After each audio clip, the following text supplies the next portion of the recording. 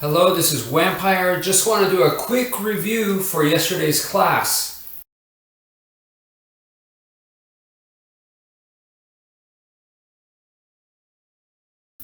Alright, so the first thing that I want to start off with is the eye jab right here. Conventionally, the way that it's taught is that this is thrown as a jab, and it's a very quick flick, like a distraction type technique. You make your hand into a spear and boom. It is a jab type motion. It's very, very fast, right? So what I wanted to show was two different variations on the eye jab technique. One is to go ahead and make it into a fist. Yes, you're gonna lose some range, but on the other hand, you get to actually make a fist and make some hard contact there. So that's the benefit, even though you're losing some range. You're going to be hitting with the two knuckles right here. Notice it's in a diagonal position, kind of like the way you would be holding the steering wheel at a 45-degree angle. Boom!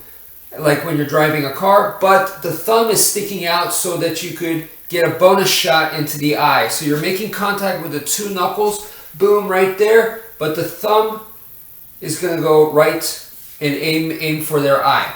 The second variation, and out of the three, this is my own personal favorite, but the way that we do this now is you're going to go in a sideways motion like this.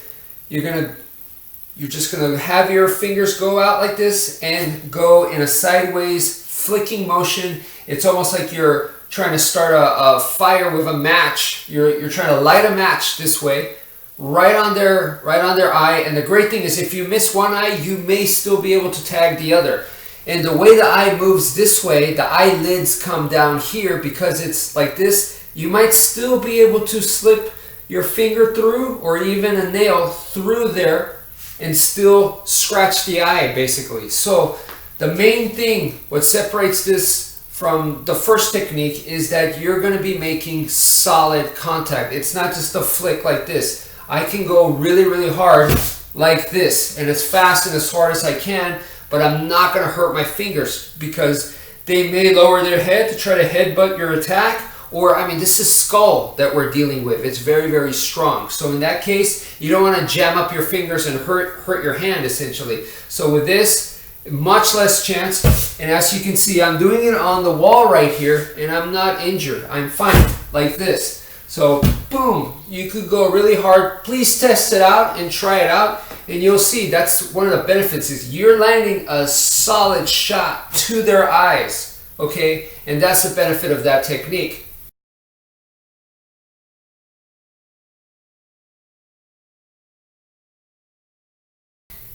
Okay, so the next technique is from this starting position right here, we're going to do the double arm swing, where we're just going like this. 1 and 2, 1 and 2. You're just going back and forth, back and forth. We want to get that down into muscle memory as much as possible. And of course, there are applications with the sticks and other weapons as well, as knives, bladed weapons, and improvised weapons like a hammer and a wrench, or a baseball cap and a drinking cup, you know, whatever. But when we go to empty hand, that same motion, 1, 2, 1, 2, 1, 2, 1, 2. We could use it as now block, punch, block, punch. 1, 2, 1, 2. So I'm defending here, and here's my counter strike. Defend, counter strike. 1, 2, 1, 2. It's the exact same motion. Boom, boom. Slightly body mechanics changed a little bit, but the general motion idea is the same. You could also change it to where instead of block and attack, you can make it into attack, attack, attack, attack. 1, 2, 1, 2. So I'm attacking here, attack here, and then it parks. Notice same position right here. Attack, attack, boom. So 1, 2, double attack, or defend and attack. Defend and attack. Defend, counter shot, defend, counter shot.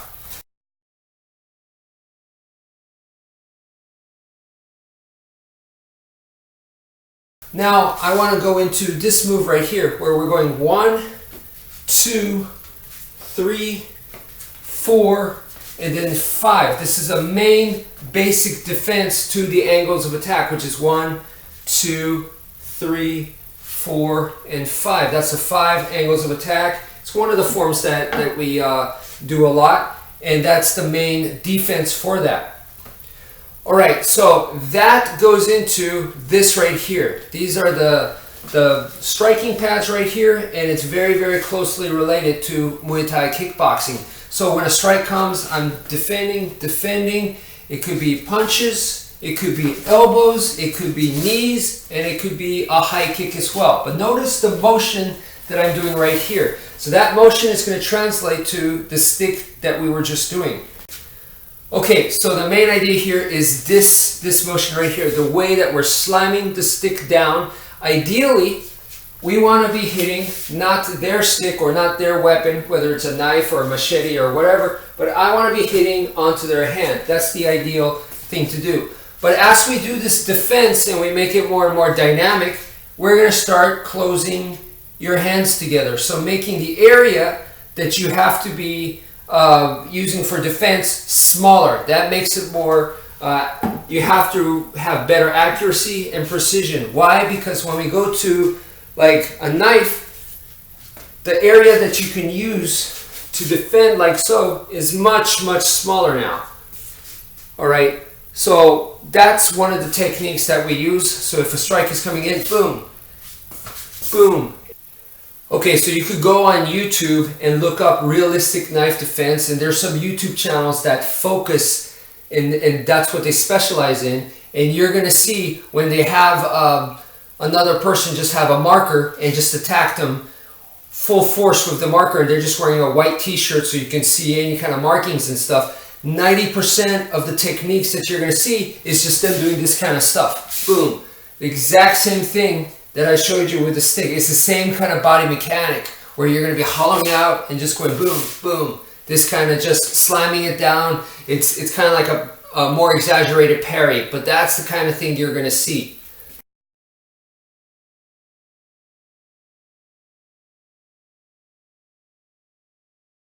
Okay, so definitely we covered a lot more things in class, but in this video I'm going to be limited in time and length, so I'm just going to try to go over some of the major points. And one of the other things was to do this motion right here, boom, boom. So if a strike is coming at me from this side, it's coming this way, I'm going to go with a far arm and then near arm, okay? And it's kind of like a position where you have like an assault rifle or something like that, so you're just going 1, 2. And then this side, if the attack's coming from my right, I'm going to go left hand, right hand. So it's the far hand, near hand. So 1, 2, 1, 2, okay?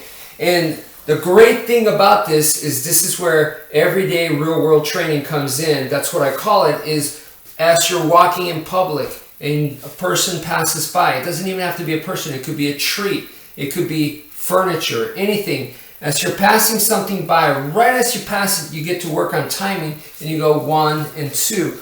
Obviously, you don't want to be super exaggerated because you're going to freak out people in public, so you can just do it very subtle like this, but you're still working on your timing. So at home, as you're going by a table, chairs, whatever you're passing by, the bed, just get the timing done like this. Imagine that they're a person, and you just go boom, boom. It could be a stool, anything, bam, bam, like that. So you're just putting in the practice and getting this down into muscle memory. So if something comes out of nowhere and surprises you, this is the first thing that comes out. Boom, right here.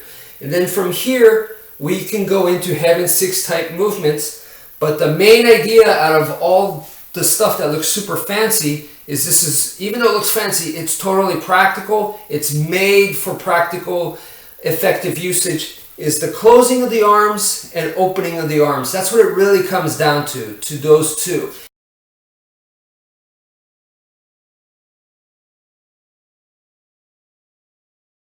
And we in the Filipino martial arts should be milking this technique. It's like the Swiss Army knife of martial arts techniques. They have so many purposes. And the closing of the arms right here, one of the things that we could do is when a person has their arms up like this, we're just going to go like this, okay? Go like this, almost doesn't matter. You're going to cross your arms and boom, you're going to close in the gap and you're going to pin their arm to them, because I don't want to engage in a boxing match just in case this guy is better than I am at boxing or kickboxing, or maybe they're just playing tough. And I don't want to play that game of let's see who's the better striker. So I'm just going to use this boom and pin one of their arms onto the body. And obviously I want to be away from that other arm. I'm going to pin from here, and then I can go into the clinch. You know, if you've seen basic 101 Gracie Jiu-Jitsu, that's the idea. You want to get into the clinch. Except this, we have this arms crossing technique to jam one arm. That's something that you don't really see the Gracie Jiu-Jitsu guys do. So because we use the arm closed, arm open, this is what we do, what we specialize in. So use the arms closed position as this X. This is a nice, like almost like scissor looking thing to catch an arm and pin it against them, and then go into body control. You don't have to grapple with them. You could go into strikes. There's plenty of techniques, plenty of takedowns from there. Or you might just keep them until more help arrives, or you de-escalate the situation and talk them down. You know, it doesn't have to necessarily become violent and you have to, you know, hit them or take out weapons and stuff. Hopefully you don't have to. So that's it for now. Thank you for watching, and take care, folks.